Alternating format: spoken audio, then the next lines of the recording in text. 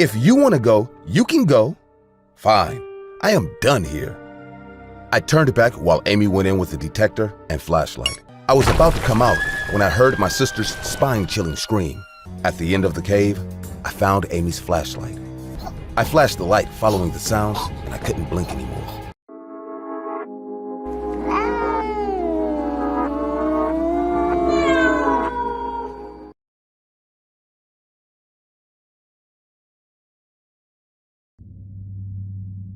Sometimes in life, you do a silly prank that turns out to be doomsday for someone else. Well, that's exactly what happened to me when I was a kid. I grew up in a huge house by the beach with my little sister Amy. She was a year younger than me. Being the youngest and the pretty little princess of our family, everyone loved her like crazy. My mom always gave me a lecture on how I need to be the big brother and take care of her all the time. All that overflown love spoiled my sister to such an extent that she became stubborn and nagging whenever things didn't go her way. In front of my parents and family, she would behave like she is the angel on the earth. But in reality, she was different in the wrong way. She never apologized after making a mistake, and no matter how many times she got punished, she always found her way around it. I guess it was partially my mother's fault for being too easy on her. I still remember the day the principal called Dad saying there has been an accident in school. I was with my grandparents, but when I came home, I heard a girl named Sally was found dead in the girls' bathroom.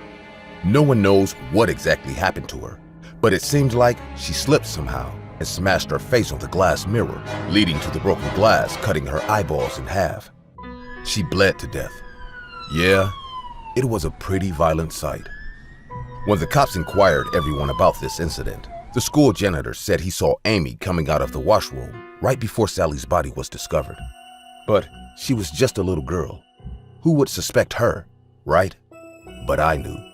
I knew what she was. With more days passing, I started to become scared of her. Yeah, scared of my little sister. Funny, huh? But when you wake up in the middle of the night finding your weird sister standing near your bed, looking at you with her shiny green eyes and expressionless face, you can't laugh it off. Why did she do that? I don't know, and I never dared to ask. Whoever didn't agree with her or said no faced a consequence labeled under the tag of an accident. She loved stomping on any insect, even if it's miles away from her. She grabbed butterflies with her soft red fingers and tore their wings apart with joy. Whenever birds hurt their wings and landed in our backyard, instead of aiding them like every normal kid, Amy fed the already suffering bird to our neighbor's ferocious dog. She chuckled in excitement as the dog shredded the flapping bird into bits and pieces. My parents never paid attention to her cruel nature, even if I told them repeatedly. But one day, things took a dangerous turn. We used to go to the beach almost every weekend. I loved walking by the shore, submerging my feet into the salty waves. At some distance from the shore, there were rusty old caves. The area was secluded, as very few people went there. Whenever I needed a place to escape, I used to go there. I pretended like the caves were my kingdom, and I was the king of an invisible ray. I kept lots of my toys there, and everything I could collect from the beach. I never told Amy about this place, but nothing can be hidden from her vulture eyes. One weekend, we went to the beach and my parents put up a small picnic near the shore. Amy got busy building her sandcastles and then demolishing them with one kick. I think she felt more joy in destroying them than building them. I secretly snuck out from there and went to my territory. I put up a wooden plank on the entrance of a small cave like a door to my castle. I slowly shifted the plank and got inside. I was just about to close it when I heard a chuckle behind me. Out of fear and shock, I turned around and found Amy sitting inside the cave already. "You think you can hide from me?" she said in her cold, squeaky voice. "I wasn't hiding from you. I just came here to be with myself," I replied and sat down on the ground. "You hate me, right? Secretly, you wish I was never born, right?" "What? I don't wish that." "Oh, but I do. I wish I was the only child and mommy and daddy never had you.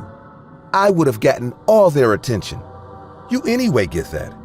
Don't worry, Once I grow up, I'll move far away from you all. You're such a dork.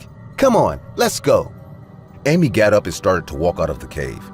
Where are you going? I asked impatiently. I saw a big cave at the back. Don't you want to explore that? Her eyes sparkled as she said this. But we can lose our way. Besides, what if there's something inside those caves? Like what? A tiger? Don't be an idiot. Let's go. Also, I want to try this out. So far, I didn't notice her hands, but as I did, I saw she was holding Dad's metal detector. I know Dad keeps his things in his study, and we're not supposed to touch them. I said in a tense voice, Why did you bring that? You know we shouldn't be playing with Dad's equipment. Oh, come on. He wouldn't know unless you tell him, and you won't tell him. I knew she was not going to back off. We came out and started walking to the big cave behind the bushes. The summer wind created a rustling sound in the coconut trees. The big old cave stood like an epitome of mystery. Moss and fungus were growing all over its wall.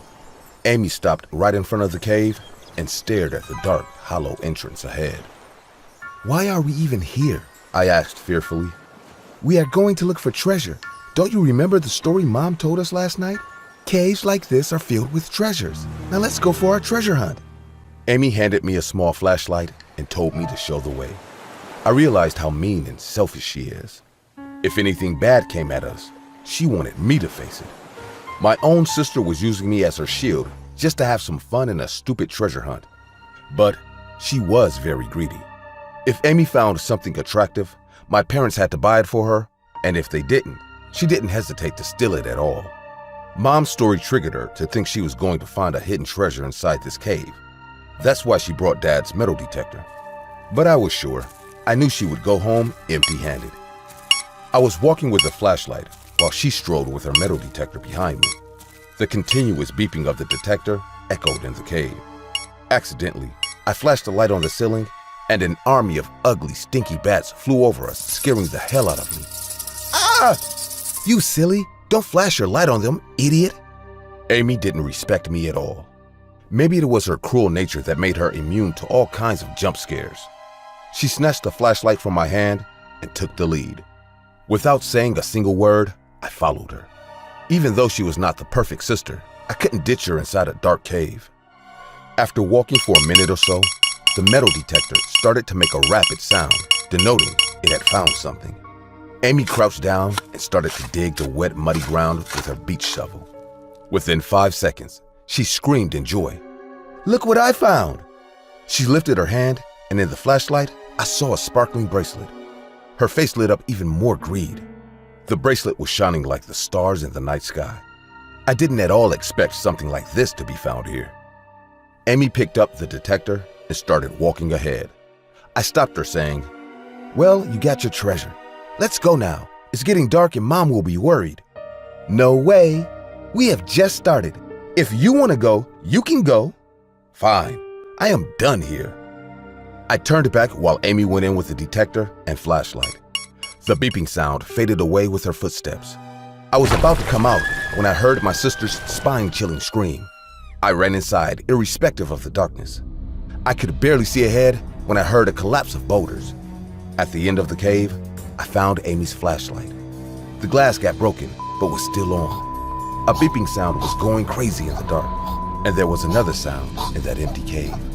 The sound of a little girl choking. I flashed the light following the sound, and I couldn't blink anymore. Amy was lying on the ground, smashed under big rocks falling from the roof of the cave. Her partial face had no features. Flesh and blood were all over the place. But with the half-remaining face, she was staring at me. She was looking at me with one eye and trying to tell me something, but the excessive blood choked her. She coughed blood.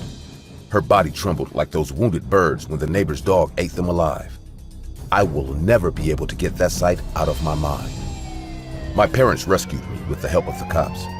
After searching for us for almost an hour, they finally came to look at these caves and found me standing like a statue near my dead sister.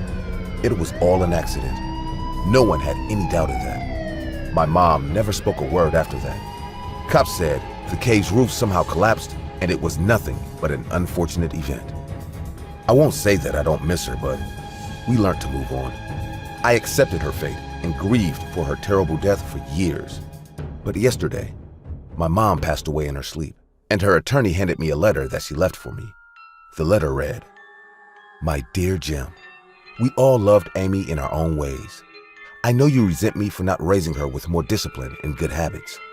I agree I was weak, but then I finally realized.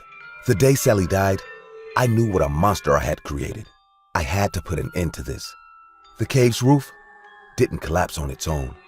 I was the one who buried the bracelet inside and told Amy the made-up story about treasure just to make her go there looking for it.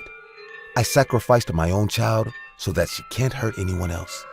It was better that she got the punishment from me rather than rotting in a cell for the rest of her life. I hope you forgive me for taking your sister away too soon. I am glad that at least one of my children grew up to be a human being. Love, Mom."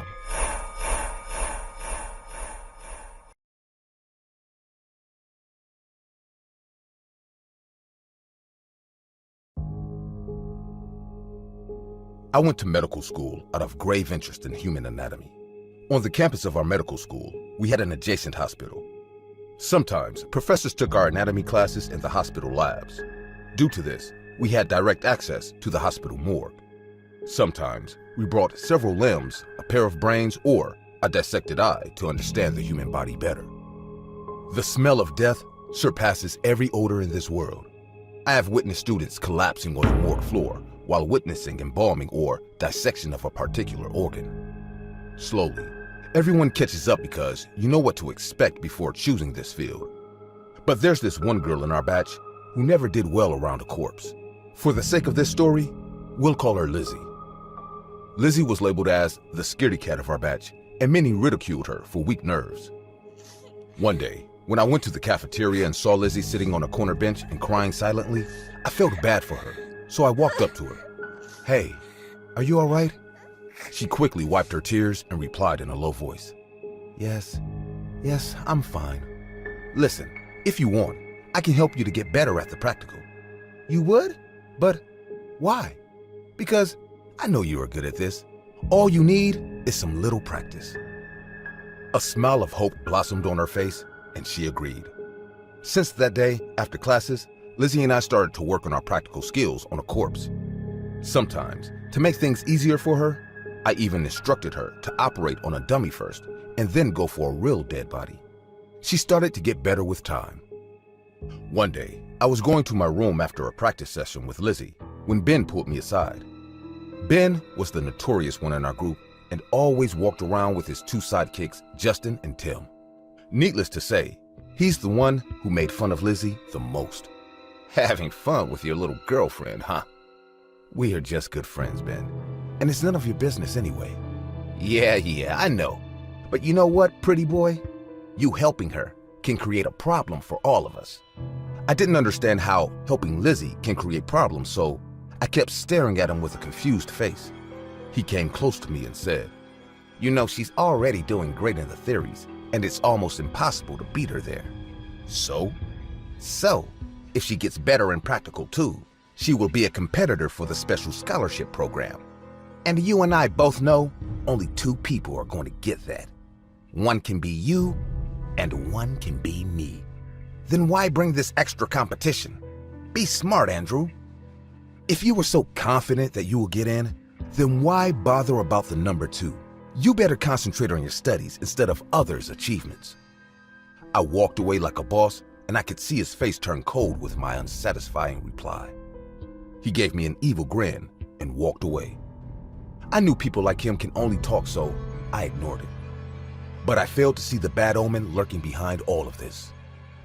The next day, our professor was teaching us how to do a bypass surgery when Ben pulled a disgusting stunt. Lizzie was standing right next to the professor, and she was already a bit grossed out seeing the blood and foul liquids dripping out the disposal bucket. I was standing on the opposite side and assuring her with calm eyes that she is going to be all right. When Ben intentionally tripped on the bucket, making it fly in the air, and then landing on Lizzie. All of that disposed of materials mixed with fell all over her face and body. She screamed in terror and started vomiting on the floor for not being able to take the rancid smell. We took her away, and I watched a cruel smile sparkling on Ben's face as he stood in the corner and enjoyed the show. Lizzie caught a high fever and missed out on her first practical exam of that semester. I knew he did it intentionally, but there was nothing I could do. A week went by, and Lizzie got better and rejoined the classes. We were all sitting in the lab one day when Ben stormed inside with a bunch of other students. Are you all ready for the fun tonight? He yelled in joy. Everyone raised their hands to cheer with him. Ben declared, there's going to be a treasure hunt game tonight, and it's a tradition that everyone must take part in. After dinner, we all gathered in the community hall of the hostel. 3 groups were formed, with 5 members in each. I don't know why, but Ben selected Lizzie on his team. We were handed over clues and directed to find the treasure that had been hidden inside the hostel premises. Every group ran in different directions, following their clue. Lizzie looked at me with a nervous face, and I assured her she'll be okay. Ben's group went to the left, and mine to the right.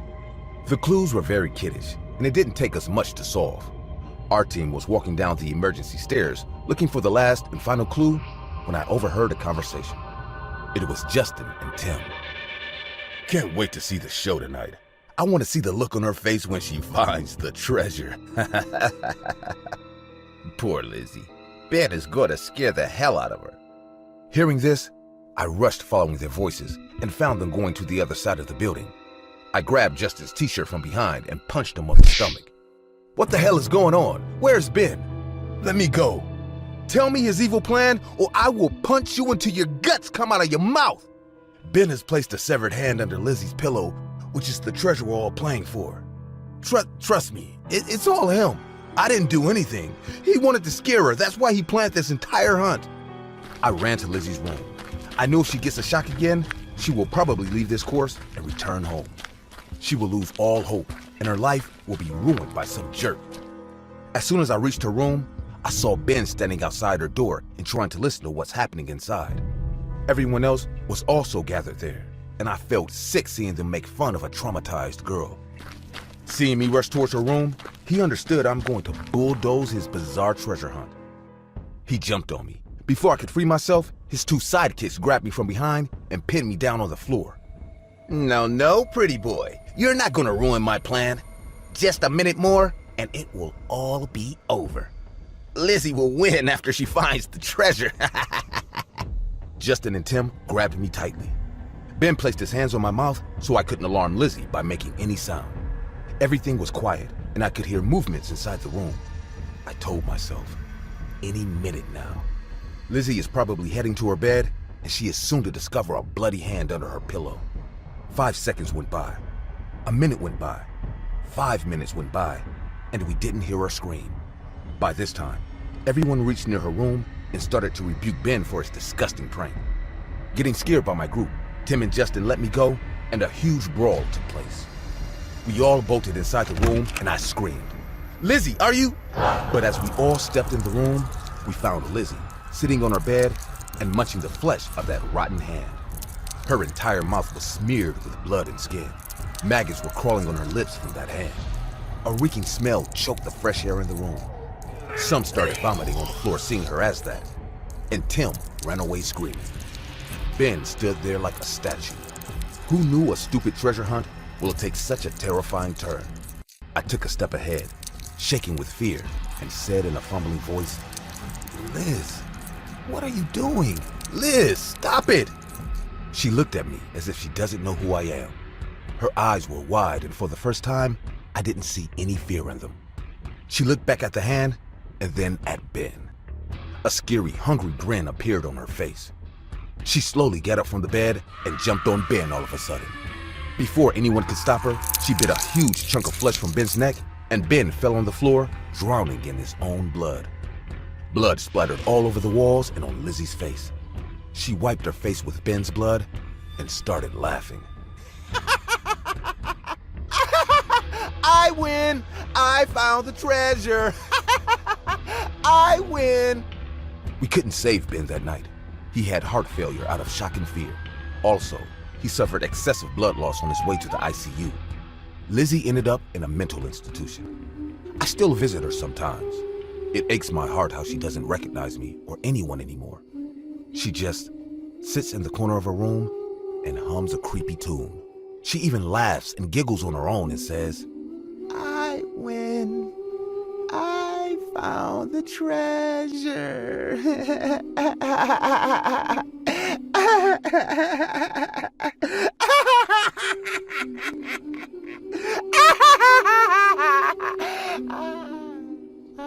win. I win.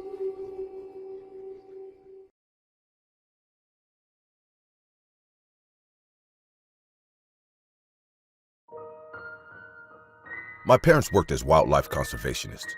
They always encouraged me to take part in trekking clubs, summer camps, or any activity that includes nature. I learned a lot while exploring the wilderness, but this one memory still makes my entrails churn in disgust. I went to a summer camp in Sebago Lake. My parents went to Australia for a project at that time. Instead of sending me to my grandparents, they sent me to this camp so that I can learn some skills while having a good time with other kids. The camp instructor was a friend of my parents. I never knew his first name because everyone called him Mr. Bailiff.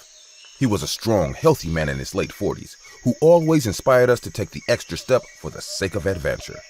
He had a small team of senior campers who were assigned to navigate us through the day-to-day routine.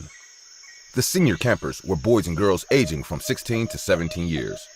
All of them were pretty familiar with the camp style, which made me realize they have been with Mr. Bailiff for a long time. I, on the other hand, wasn't a newcomer either, as it was my third summer camp. I have always been an active child and loved taking part in almost everything. Apart from the co-curricular, I loved taking part in the summer treasure hunt. Almost every kid waited for it eagerly.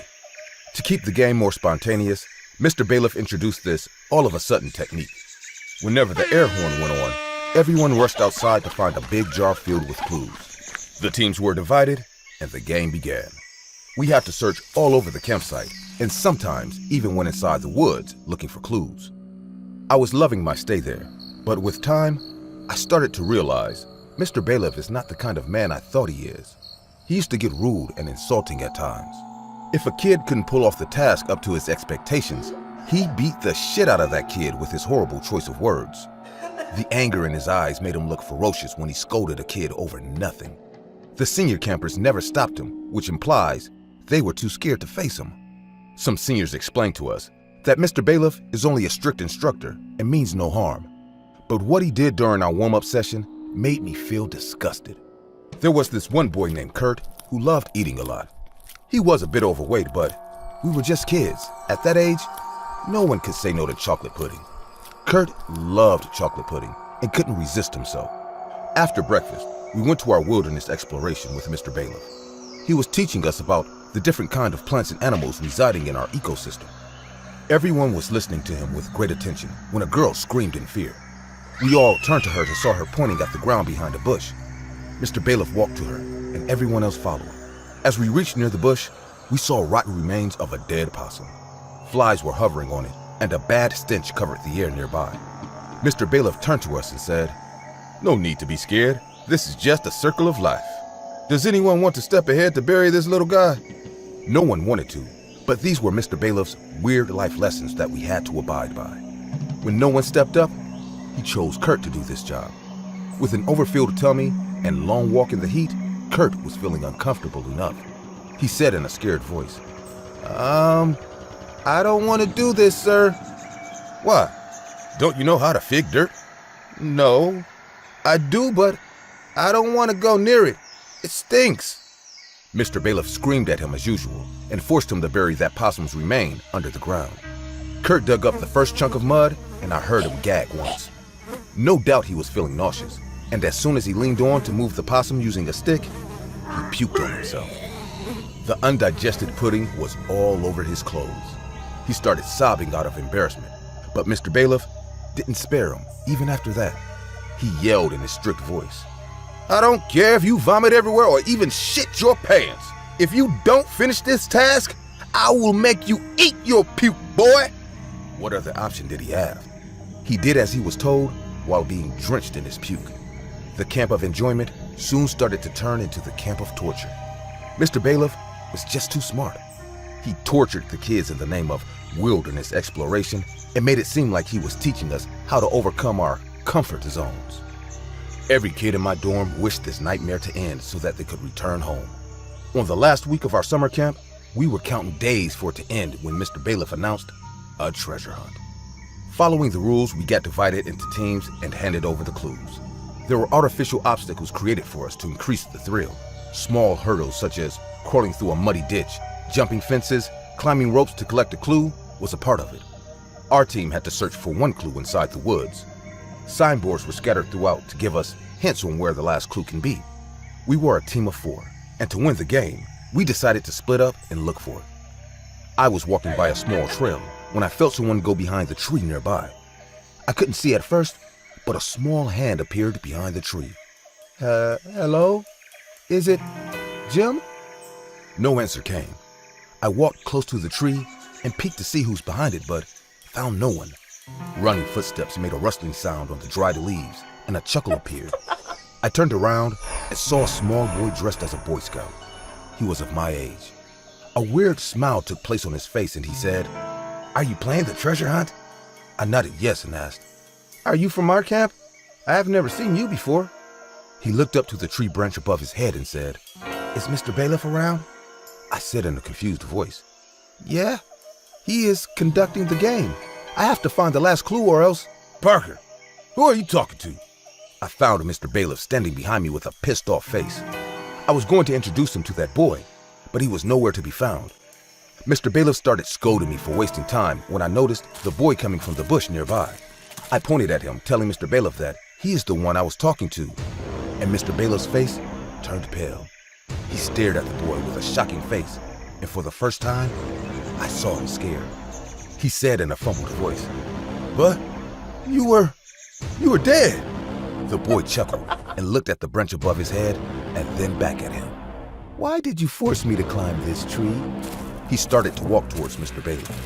I was stunned to see how excessively scared Mr. Bailiff was of this little boy. The more the boy walked close to him, the more Mr. Bailiff stepped back. He was sweating in fear and mumbled something. I couldn't make out what he was trying to say, but I noticed he was going to a steep edge. Mr. Bailiff was one step away from the edge when the boy stopped. He stood silently for some time, and then his head turned back at me. Just his head. I could hear the crushing of bones as his head turned to his back, and he looked at the tree once again, and then ripped off his head with his dirty little hands. Mr. Bailiff screamed one last time, and I heard a huge fall. I must have fainted too after seeing such a horrific sight. The senior campers rescued me and called the cops. Mr. Bailiff was taken to the hospital. Even though he didn't die, he broke his neck in such a terrible way that he has become paralyzed for the rest of his life. Before I could ask who that boy was, I overheard an incident that happened 2 years back. A boy named David came here for the summer.